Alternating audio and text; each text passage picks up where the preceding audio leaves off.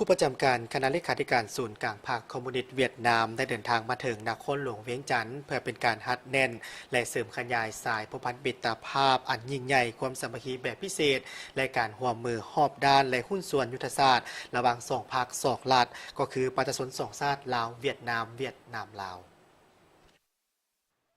สหายเจินกำตู้กรรมการกลุ่มการเมืองศูนย์กลางพรรคผู้ประจำการคณะเลขาธิการศูนย์กลางพรรคคอมมิวนิสต์เวียดนามพร้อมด้วยคณะผู้แทนขั้นสูงพรรครัฐสาธารณรัฐสังคมนิยมเวียดนามได้เดินทางมาถึงสนามบินสากลวัดไต่นครหลวงเวียงจันทร์ในตอนเช้าของวันที่ 9 เมษายนนี้โดยมีสหายเพชรพรหมพิพักษ์กรรมการกรมการเมืองศูนย์กลางพรรคหัวหน้าห้องว่าการศูนย์กลางพรรคพร้อมด้วยคณะให้การต้อนรับการเดินทางมาเยี่ยมยามสาธารณรัฐประชาธิปไตยประชาชนลาวในครั้งนี้เพื่อตอบสนองตามคำเสื้อเซินของสหายวิไลหลาคำฟองกรรมการกรมการเมืองศูนย์กลางพรรค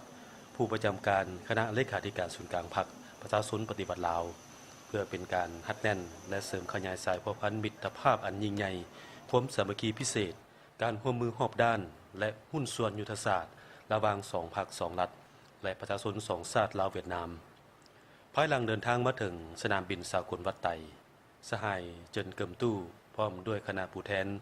ก็ได้เดินทางไปวางพวงมาลาอยู่อนุสาวรีย์นักรบนิรนามดาวแดงนครหลวงเวียงจันทร์เพื่อเป็นการแสดงถึงความเคารพรักความกตัญญูรู้บุญคุณและคุณงามความดีน้ำใจต่อสู้อย่างพิราอาจหาญและบ่ยอมจำนนของพระบุรุษลาวก็คือบรรดานักรบปฏิบัติของลาวที่เสียสละชีวิตเลือดเนื้อเพื่อภารกิจปฏิบัติอย่างองอาจกล้าหาญภายใต้การนำพาชี้นำของพรรคประชาชนปฏิวัติลาวจนสามารถญาติได้ไสชนะและประกาศเอกราชสถาปนาเป็นสาธารณรัฐประชาธิปไตยประชาชนลาวขึ้นอย่างสง่าผ่าเผย